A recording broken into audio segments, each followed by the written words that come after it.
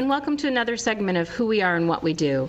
I'm Stephanie Mason, Township Manager, and with me today is Richard John, our Director of Operations, and Paul Garr, our Road Superintendent. Welcome, gentlemen. Good morning. Thank you. Dick, let's start with you. Tell us how long you've been with the Township and what your role of Director of Operations entails. Well, this is my 28th year with the Township, and I do have a title called Director of Operations, and it allows me to go out and direct public works in maintaining our infrastructure, such as roads, the water system, and other things. So for the last 28 years, it's been my life, and it's been a great life, good staff, a great crew, good road system, and I think it's been a fun thing for me over the years. Excellent. And Paul, can you tell us how long you've been here in your role as superintendent of the roads, and how many roads we have? Well, we have close to 80 miles of road that we're working on right now, and I started here in May of 1988, which baffles me that the time has gone that fast. And seeing a lot of changes from a small couple little parks to what we have nowadays, and it's amazing when you're doing so many different varied things how fast the time goes, and it is very nice to see the changes and what the community has here. Dick, in terms of Director of Operations and staying with roads at the moment, how do you plan for the road program? Soon we're going to be starting our spring road program. Can you tell our audience what that entails? Yes, obviously we have people on the road every day, and we gather in feedback as to road conditions, especially in the spring of the year when potholes start to pop up. We also have make use of our residents' feedback. It's important they call in us and alert us to problem areas on our roads. We react to all that and try to get a game plan together, which we do on an annual basis, which ends up resulting in application of macadam of some type to restore and condition our roads and keep them in a good, safe driving condition. Paul, can you explain what the process is in preparing for a road program? Yeah, basically we take into account the age of the road, the condition, the traffic flow. Some roads that don't get a lot of traffic and have good drainage on them will last longer, but we constantly are watching, looking for signs of deterioration, falling apart.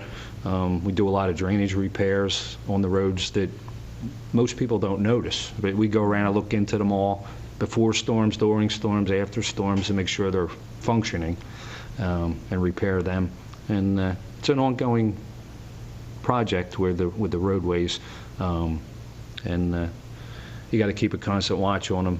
And when they pop up and are in need of repairs, we put it on the list and get it done.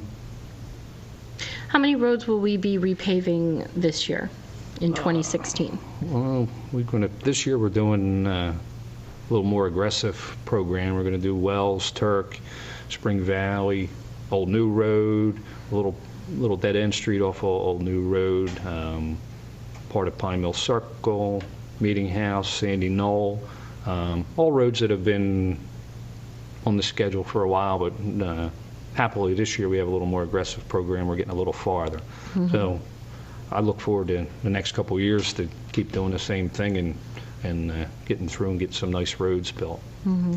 And of course we always put the information about our road program on our website, which is www.doylestownpa.org. Dick, in addition to the repaving of the roads and the road program, can you tell us the other important things in terms of like emergency services that we provide? For example, we were just talking about potential for snow and snow removal. Can you talk about that process a little bit? Well, of course, the snow is a big issue, and basically most of our vehicle replacement program deals first with snow removal. It's important that the vehicles we use are a vehicle designed for snow removal, and that it can be operated safely by our staff to keep the roads in a good, safe condition. Secondary to that, obviously, is the roads themselves, and that's what we try to focus on and make sure the drainage is draining properly, not icing up on the roads in the wintertime. And if they are, we're trying to get that straightened out in pretty quick fashion so that the roads remain safe. It's definitely, even our tree program is designed to keep our roadways safe to the users of the road system.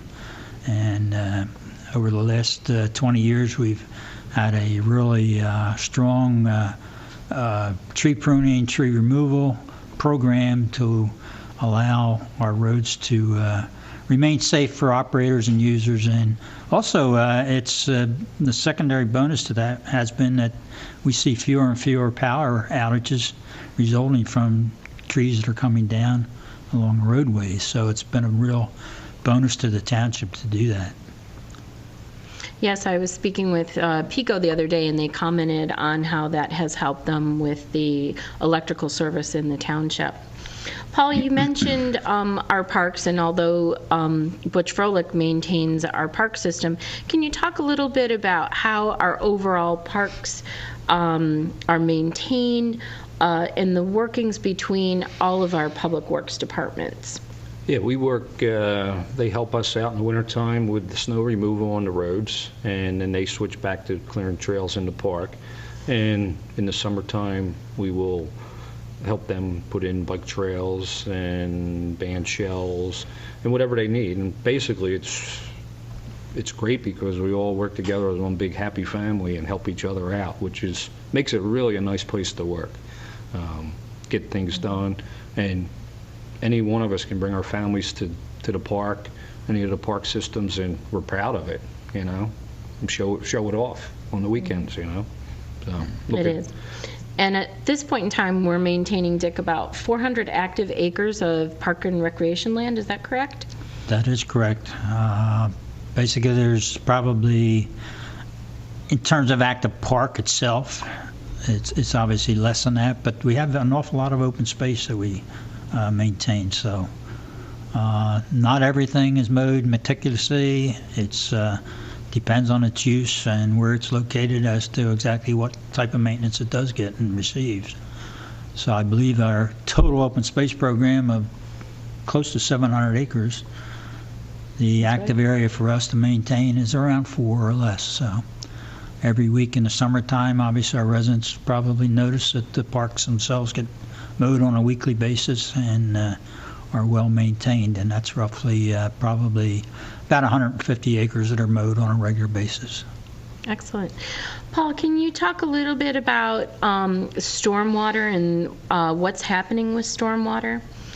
Here recently, stormwater has become a big concern, and they want to keep most of the storm water, the contaminants, from going into the storm drains. So there's a whole new list of regulations and things that we try to do as far as educating the people about when they put their recycling out. That goes into the storm drain, leads out to the stream, leads into the ocean. And they're trying to get a handle on that and keep the water for the future generations clean.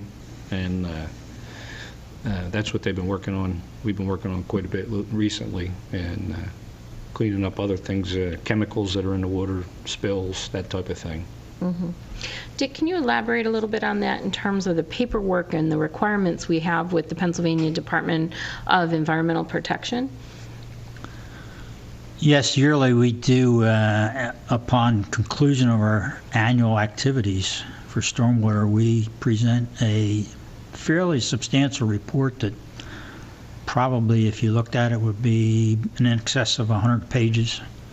And basically, we're trying to keep clean streams in the township, and that's part of the Safe Drinking Water Act. So it is contingent upon us doing our job to keep our storm swales, our drainage systems clean, operating properly, well repaired, not sifting soils and carrying it off to the creeks or other debris that gets into our storm drains.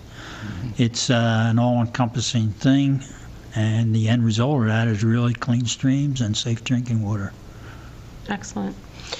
And Paul, in terms of some of the work that the road crew and the Public Works Department do on a daily basis, can you explain some of the just daily routines and maintenance that we perform here in the township? Yeah, our daily things here can change from minute to minute. We have storms blow in, we have a plan to do things, and that's one of the big questions that I get from people is, don't you have a schedule? And I wish I could schedule things and say, we'll be there, but then we have a Hurricane Sandy blow in, which costs us 2 weeks of tree removal, roads washed out, base repair, blacktop repair.